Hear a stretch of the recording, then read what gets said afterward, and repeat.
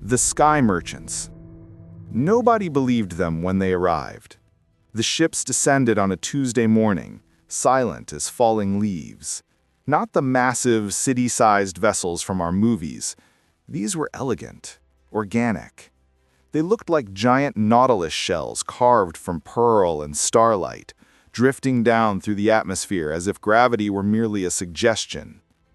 Dr. Sarah Chen watched from the balcony of her apartment in Singapore, coffee mug frozen halfway to her lips.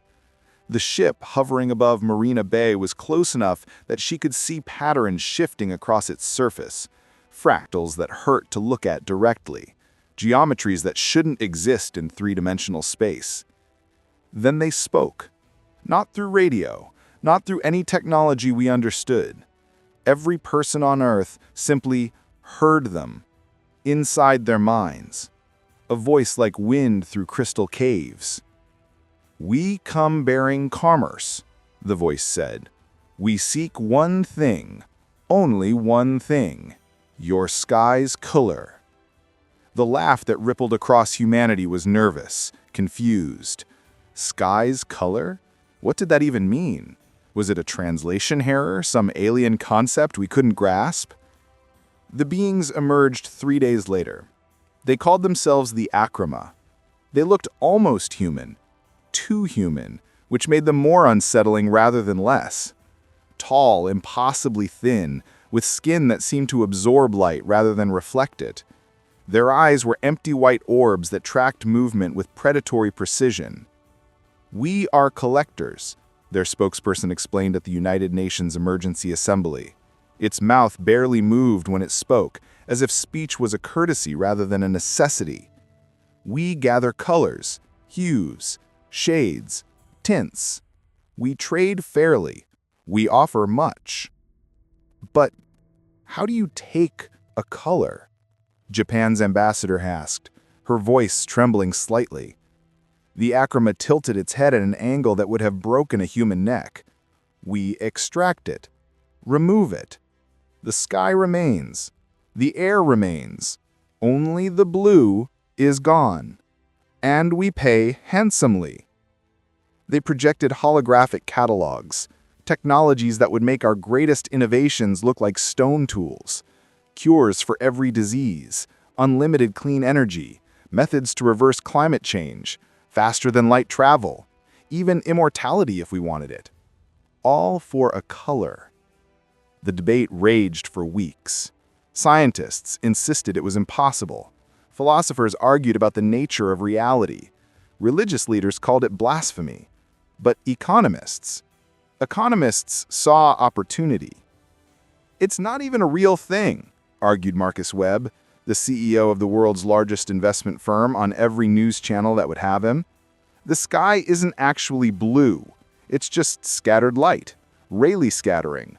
We're not losing anything tangible, but what we gain, tangible doesn't begin to cover it." The vote was close, closer than it should have been, but humanity had always been willing to trade the abstract for the concrete, beauty for utility, wonder for progress. 52% said yes. The extraction happened at dawn. The Akrama chose the sky above the Pacific Ocean, neutral territory. Their ships formed a circle 10 miles in diameter. Sarah was there, on a research vessel, because someone had to document this. Someone had to witness. The ships began to hum. Not a sound, a feeling. A vibration that seemed to resonate in her bones, in her teeth, in the hollow spaces of her skull. The sea below became perfectly calm, as if the water itself was holding its breath. Then the sky began to fade. It started at the center of the circle. The deep blue of early morning diluted, thinned, became translucent, like watching watercolor wash away. The color didn't darken or lighten. It simply ceased to exist. In its place was nothing. Not black, not white, not gray, an absence, a void where color should be. Sarah's research partner, Dr. James Park, was crying. She realized she was too. The colorless patch spread, rippling outward like ink in reverse. Within 6 hours, it had covered the entire Pacific sky. Within 18 hours, half the planet. By the time the sun set on that terrible day, Earth's sky was the color of static, of television snow, of emptiness. The Acroma kept their word. The technologies arrived within days. Cancer evaporated from human bodies like morning dew. Power plants transformed into clean energy generators. The climate stabilized. Deserts bloomed. And the sky remained colorless. Most people adapted quickly. Humans are remarkable that way. They said it's still there. It's still the sky. We just can't see the blue anymore. Small price for everything we gained. But some couldn't adapt, couldn't unsee what was lost. Artists killed themselves. Children drew skies in blue crayon, confused when the world outside didn't match. Poets stopped writing about heaven. Sarah became one of the haunted ones. She archived everything she could find: photos, videos, paintings of blue skies. She created a digital museum, The Blue We Lost. Millions visited in the first months, then thousands, then hundreds, then just her, wandering empty virtual halls, staring at what used to be above us. That was 15 years ago. Sarah's apartment in Neo-Tokyo looked nothing like the one she'd had in Singapore. That city was underwater now, not from climate change, ironically, but from the terraforming technologies the Acroma had provided. Humanity had gotten ambitious, too fast. She stood at her window on the 83rd floor, looking out at the colorless sky. It never got easier. Every morning felt like opening her eyes to find the world slightly wrong, slightly broken. Her neural implant chimed. Another Acroma ship had been spotted descending toward Dubai. That made 3 in the past month. They were coming more frequently now. "Dr. Chen," her assistant's voice echoed in her mind through the implant. "The interview starts in 10 minutes. Right, the interview. Sarah was somewhat famous now, one of the few scientists who had publicly opposed the sky trade from the beginning and had the footage to prove she'd witnessed it. Documentaries, podcasts, hologram shows, everyone wanted to talk to the woman who'd cried while watching the sky die. She put on her public face and activated her home studio. The holographic interviewer materialized across from her, a young man, maybe 25, who'd never seen a blue sky. That was the majority now. An entire generation born under grayness. "Dr. Chen, thank you for joining us. You've called yourself a color archaeologist. What does that mean?" "It means I study what we've lost. Not just the blue, but what it meant, how it shaped our psychology, our art, our sense of wonder. People think I'm nostalgic, but it's more than nostalgia. It's about understanding what we traded away." "But surely the trade was worth it. No more disease, no more aging if you want the treatment. World peace, essentially. World peace through mutual satisfaction, not through understanding or growth. We bought happiness, but did we earn it?" The interviewer leaned forward. "You're aware that the Acroma have requested another meeting with the World Council. There are rumors they want to purchase something else." Sarah's blood went cold. "I hadn't heard that." "It's breaking news. They're offering even more advanced technologies, things that would make our current level look primitive. They've requested a global vote. Whatever they want to buy, they're willing to pay everything for it." After the interview ended, Sarah stood at her window, staring at the gray expanse above. What else could they want? What else did we have to sell? Her implant pinged with an encrypted message. The sender ID was blocked, but the message was clear. "Dr. Chen, we know you archive everything about the sky. We need your help. Meet us at the old Shibuya station, midnight. Come alone. They're not what they seem." Sarah should have deleted it, should have reported it to authorities, should have done anything except what she did. She went. The old Shibuya station had been abandoned for a decade, ever since the maglev system replaced the traditional rails. Sarah descended into the darkness, her neural implant providing minimal light through her optical enhancements. "Dr. Chen." She spun. 3 figures emerged from the shadows. Humans, she noted with relief. 2 men and a woman, all young, all wearing clothing that blocked digital signals, the modern equivalent of a disguise. "Who are you?" Sarah demanded. "We're what's left of the original sky movement," the woman said. She was perhaps 30, with sharp eyes that reminded Sarah of a hawk. "I'm Keiko. This is Marcus and Dmitri. We've been investigating the achroma for 10 years. "The original sky movement disbanded," Sarah said carefully, "after their leader was arrested for trying to attack an achroma ship. We never disbanded. We went underground." Keiko pulled out a small device, actual physical technology, unhackable. A hologram projected between them. "What do you know about color in alien biology?" Sarah frowned. "Very little. The achroma are the only extraterrestrial species we've encountered." "Exactly." Marcus stepped forward. He was older than Keiko, maybe 40, with tired eyes of someone who'd seen too much. "Don't you find that strange? We've had FTL technology for a decade. We visited 200 star systems and found nothing. No life, no ruins, no signals, nothing." "Space is vast. Space is full," Dmitri interrupted. His accent was thick, Russian maybe. "Was full.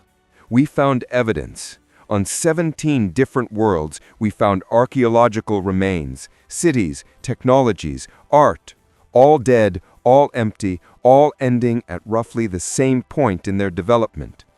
Keiko's hologram shifted, showing images of alien ruins. Sarah's breath caught. The architecture was beautiful, impossible, unlike anything human. "And here's the interesting part," Keiko continued. "On every single world, we found the same thing in their final records, their last transmissions, their death poems. They all mentioned the same thing. Visitors who came to trade, visitors who offered miracles, visitors who took their colors." Sarah felt the floor tilt beneath her. That's impossible. The achroma said..." "The achroma lie." Marcus pulled up another image. "We analyzed the spectral data from planets in systems the achroma have visited. Every single one has a colorless sky. And every single one is dead now. Not immediately. It takes time, generations usually, but they all die." "How?" Sarah whispered. "We don't know," Keiko admitted, "but we have theories. What if color isn't just aesthetic? What if it's fundamental to reality in ways we don't understand? What if by removing the blue, they removed something essential?" Dmitri spoke up. "Mental illness rates have increased 30% since the trade. Suicide rates doubled. Birth rates are plummeting. People say they feel disconnected, like something is missing they can't name." "That could be coincidence. Could be," Keiko agreed. "But here's what isn't coincidence. The achroma have scheduled their announcement. Tomorrow. They're going to offer humanity another trade. And based on the energy signatures we've detected from their ships, we know what they want." She changed the hologram. Sarah saw Earth, but overlaid with spectral analysis data she could barely parse. "They want our sunlight's color. They want yellow. They want gold. They want the sun to become as gray as the sky."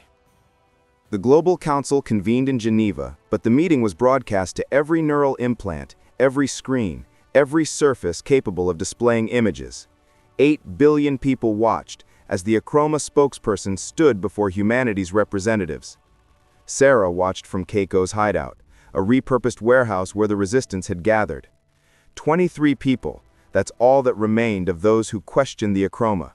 23 against the world. The achroma spokesperson was different this time, taller. Its skin didn't just absorb light, it seemed to create a darkness around it, as if reality itself dimmed in its presence.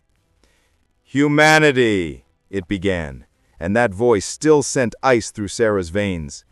"You have prospered under our agreement. Disease is memory. Hunger is extinct. Death itself is optional. We are pleased. Now we offer more. Technologies that will allow you to reshape reality itself, to create pocket universes, to travel not just faster than light, but outside of time entirely, to become as gods." The council chamber was silent. Every representative leaned forward. "We wish to purchase the color of your star's light, the yellow, the gold, the warmth you call sunlight. You will retain the light itself, the energy, the heat. Only the color will change. Sunlight will become white, pure, clean." President Maria Santos of the United Americas spoke first. "What will this do to our world, to our biology?" "Nothing harmful," the Acroma assured. "We have performed this transaction on 43 worlds. All thrived afterward. Plants will grow. Photosynthesis will function. You will simply see by white light instead of golden. A small aesthetic change for technologies that will elevate you beyond your current imagination." "Show us," demanded Premier Zhao of the Eastern Alliance. "Show us these technologies." The Acroma obliged. Holograms filled the chamber, devices that could materialize matter from thought, engines that could move planets, weapons that could stop entropy itself, and more, always more, an infinite catalog of miracles, each more impossible than the last. Sarah felt sick. She could see it in the representatives' eyes. They were already sold, already dreaming of godhood. "Dr. Chen!" She turned. Keiko was at a terminal, her face pale. "I've hacked into the Acroma ship's external sensors. Look at this." The screen showed space around Earth, and there, in the darkness beyond the moon, were more ships. Hundreds of them, maybe thousands, all Acroma vessels, all waiting. "They've brought an armada. Why would they need an armada for a trade negotiation?" Dmitri was typing frantically at another terminal. "I'm analyzing the energy signatures. These aren't just cargo ships. These are... I don't know what these are, but the power readings are off the scale. These are weapons. These are..." "Harvesters," Sarah said softly. "They're harvesters. They're not here to trade. They're here to take." Keiko's eyes widened. "The vote is tomorrow. We have less than 24 hours to convince 8 billion people that accepting this deal means extinction." "How?" Marcus demanded. "We have no proof. Just theories and correlations. No one will listen." Sarah stood, her mind racing. "Then we need to make them listen. We need to show them what we lost. Make them remember. Make them feel it." She pulled out her personal archive, decades of collected images, videos, memories of blue skies and golden sunlight, every sunset ever recorded, every dawn, every perfect summer day. "We're going to hack every screen on Earth, every implant, every surface, and we're going to remind them what color means, what it meant, what we'll lose if we give up the sun." Keiko smiled, fierce and dangerous. "That's the most illegal thing anyone's ever suggested in my presence." "I know. I love it." The hack took 19 hours to prepare. They had help, more than Sarah expected. As word spread through encrypted channels, other scientists joined them. Programmers, artists, people who remembered, people who mourned. By the time the global vote was scheduled to begin, they were ready. Sarah stood before a camera in the warehouse, her heart pounding. This would either save humanity or end her life, possibly both. "Do it," she told Keiko. The hack activated. Every screen on Earth flickered. Every neural implant received an override signal. For 60 seconds, they had everyone's attention.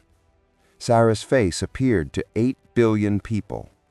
My name is Dr. Sarah Chen. I watched the sky die 15 years ago.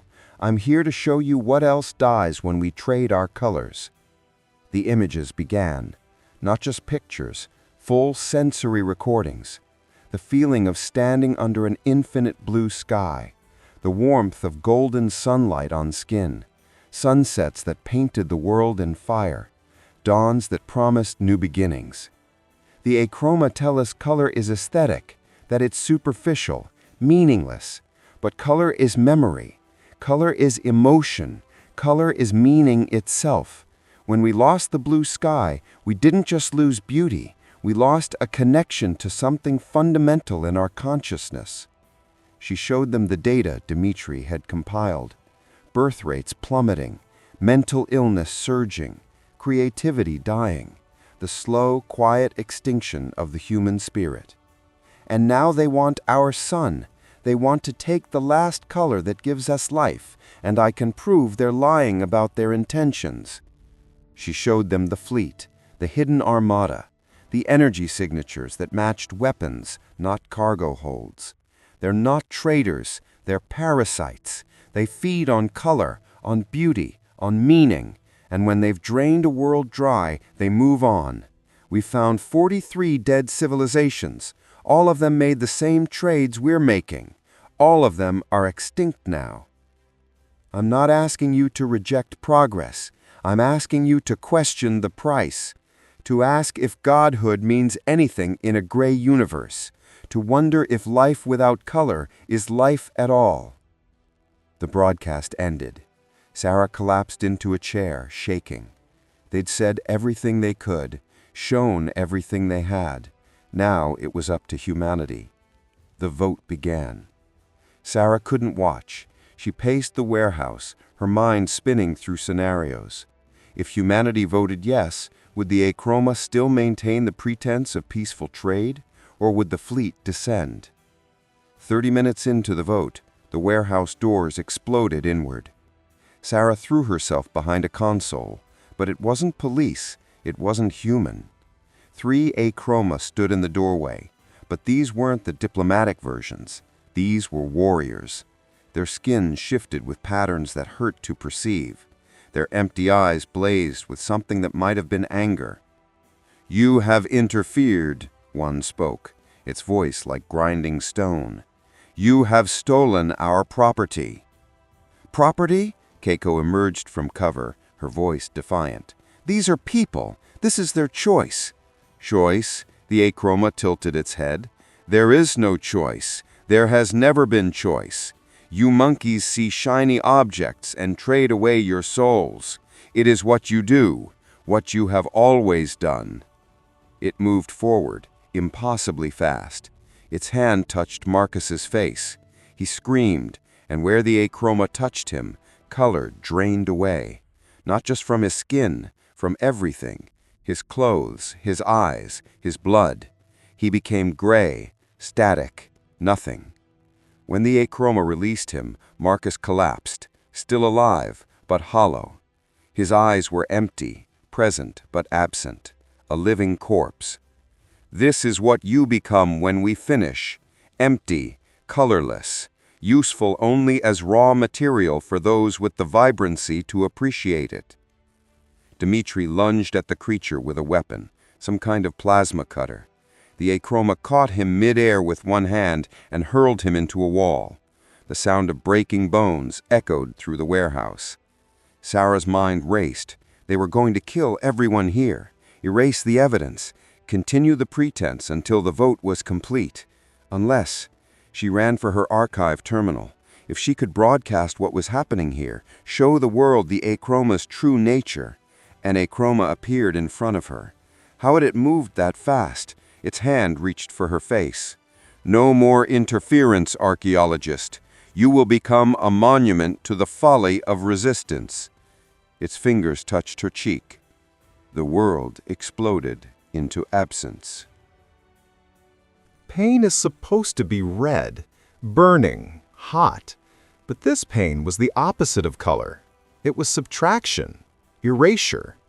Sarah felt herself being deleted, piece by piece as the achroma drained the color from her body. But something resisted. Deep inside her mind, in the space where memory lived, there was light, blue light, golden light. Every sunset she'd ever witnessed, every dawn, every perfect sky. She'd archived them digitally, yes, but she'd also kept them here, in the meat of her brain, in the neural pathways that made her human. And the achroma couldn't touch them. Its hand recoiled as if burned. The creature stumbled backward, its featureless face somehow expressing shock. "Impossible," it hissed. "You have internalized the colors. You have made them part of yourself. This has never—" Sarah didn't let it finish. She grabbed Dimitri's dropped plasma cutter and fired. The beam caught the achroma in the chest. The creature didn't bleed. It unraveled, like smoke, like static, like a bad signal dissolving into noise. Pain is supposed to be red, burning, hot. But this pain was the opposite of color. It was subtraction, erasure. Sarah felt herself being deleted, piece by piece, as the achroma drained the color from her body. But something resisted. Deep inside her mind, in the space where memory lived, there was light. Blue light, golden light. Every sunset she'd ever witnessed, every dawn, every perfect sky. She'd archived them digitally, yes, but she'd also kept them here, in the meat of her brain, in the neural pathways that made her human. And the achroma couldn't touch them. Its hand recoiled as if burned. The creature stumbled backward, its featureless face somehow expressing shock. "Impossible," it hissed. "You have internalized the colors. You have made them part of yourself. This has never—" Sarah didn't let it finish. She grabbed Dimitri's dropped plasma cutter and fired. The beam caught the achroma in the chest. The creature didn't bleed. It unraveled, like smoke, like static, like a bad signal dissolving into noise. The other two achroma turned toward her. Their postures changed. They were suddenly uncertain. Afraid? "What did you do?" Keiko whispered. "I remembered. I didn't just archive the colors. I kept them alive inside me. I refused to let them die. And somehow that protected me." She turned to the warehouse's broadcast system. "How many people are watching the vote right now?" "Everyone. 8 billion. Can you send them the memory files? Not just show them, send them. Make them download into their neural implants?" Keiko understood immediately. If everyone internalizes the colors, makes them part of their consciousness rather than just external stimuli, the achroma can't take them. Sarah finished.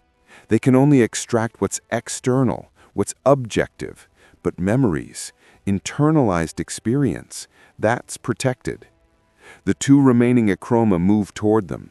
Sarah raised the plasma cutter, but Keiko was already at the terminal, her fingers flying. "Doing it now. Mass transmission to every implant on Earth. They'll get 15 years of archived blue skies and golden sunlight burned directly into their memories, whether they want it or not. Do it." The transmission took 12 seconds. 12 seconds during which the achroma rushed forward and Sarah fired wildly, hitting one but missing the other. 12 seconds during which she was certain she would die. Then the world convulsed. 8 billion people simultaneously received decades of color memories. 8 billion minds suddenly flooded with blue and gold and every shade between. The neural load was enormous. For a moment, humanity's collective consciousness synchronized, and the achroma felt it. They screamed. The sound wasn't audio. It bypassed ears entirely and stabbed directly into the brain. Both creatures collapsed, writhing. Their forms flickered, unstable, breaking down into component impossibilities. They're connected to us, Sarah realized. They're psychic parasites. They feed through observation, through external perception. But when the color became internal, became part of us instead of apart from us, we poisoned them. We made ourselves toxic. The achroma dissolved completely. Where they'd stood, only gray ash remained, lifeless, colorless, nothing. Sarah ran to Marcus. He was still breathing, still alive, but his eyes remained empty. The color drained from him wasn't physical. It was deeper, metaphysical. She didn't know if he could be saved. The warehouse terminal chimed. The vote results were coming in. 93% had voted no. The achroma fleet departed within hours of the vote. Not slowly, not with threats or warnings. They simply vanished, as if they'd never existed. 8 billion humans had simultaneously rejected them, internalized their colors, made beauty part of their being rather than their observation. And the parasites had fled.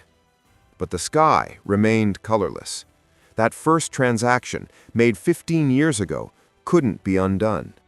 The blue was gone, extracted before humanity understood what was being taken. Or was it? Sarah stood in Shibuya Crossing, now reopened, rebuilt, thriving again. She was something of a hero now, though she rejected the title. Around her, people moved through their lives, but something was different. They walked differently, looked at each other differently, as if they were seeing more than before. A child tugged at her sleeve. "Dr. Chen?" She looked down. A little girl, maybe 6 years old, with curious eyes. "Yes?" "I can see it," she whispered. "The blue, in my dreams. But also, I think I see it when I'm awake, too. Just a little, like the sky is trying to remember what it was." Sarah knelt down. "What do you mean?" The girl pointed up. "Look, not with your eyes, with the part that remembers." Sarah looked up at the gray expanse above Tokyo. At first, nothing, just the familiar, horrible absence. But then she relaxed her eyes, stopped trying to see objectively, and instead remembered, felt, experienced. And there, at the very edge of perception, she saw it, the faintest hint of blue. Not physical, not really there, but not imaginary either. Something in between, the ghost of a color that refused to die. "Do you see it?" the girl asked. "I do," Sarah breathed. Over the following weeks, reports came in from around the world, more people seeing hints of color in the sky. Never quite solid, never quite real, but present, growing. Sarah consulted with physicists, neurologists, philosophers. The consensus was impossible, but undeniable. Humanity had internalized the colors so completely, held the memory so perfectly, that they were beginning to project them back onto reality. Consciousness shaping observation, mind affecting matter. The achroma had tried to extract objective reality, but they'd never encountered a species stubborn enough to make subjective reality just as true. Marcus recovered slowly. The color didn't return to his body all at once, but gradually, like a photograph developing. His memories of color, reinforced by the transmission Sarah had sent, rebuilt what the achroma had drained. He would never be quite the same. None of them would. But he would live, would see, would remember. 3 months after the attempted vote, Sarah received an encrypted transmission.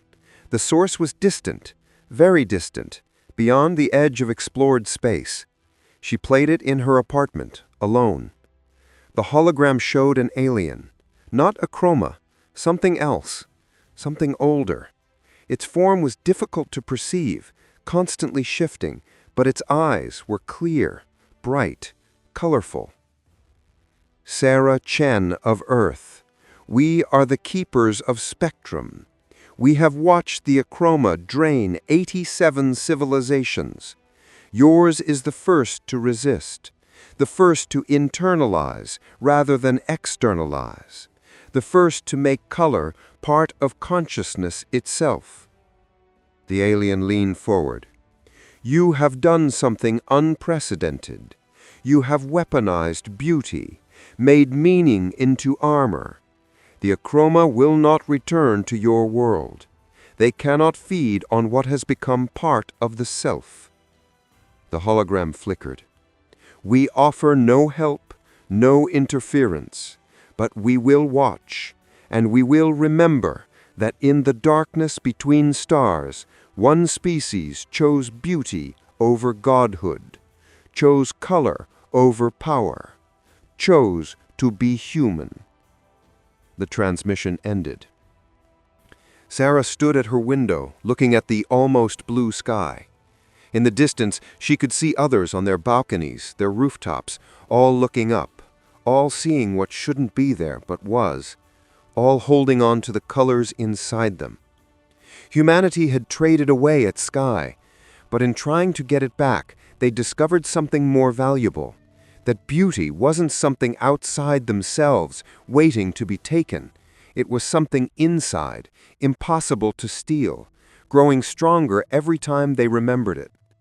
The sky would never be quite as blue as it once was, but it would be blue again, because 8 billion humans refused to forget. And in the end, memory proved stronger than erasure.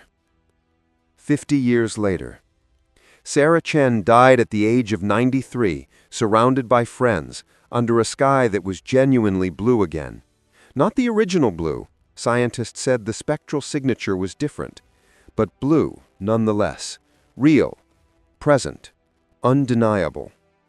Her last words were recorded by her neural implant, preserved for history. We didn't just save the sky. We learned that reality isn't fixed, that consciousness matters, that what we hold inside ourselves can reshape what's outside. The Acroma tried to teach us that beauty was a luxury, but we taught the universe that beauty is a necessity, that meaning is power, that memory is stronger than any weapon. They took our colors to feed themselves. We took them back to feed our souls. Never forget, in a universe that wants to erase you, the most revolutionary act is to remember, to hold beauty inside yourself, to refuse to let the light go out. The recording ended. Above Earth, the sky remained blue. Inside humanity, colors burned that no alien species could comprehend or steal. And across the galaxy, 843 other worlds, worlds the Acroma had drained and left for dead, began to report the same phenomenon. Their skies were remembering color. Consciousness, it turned out, was contagious.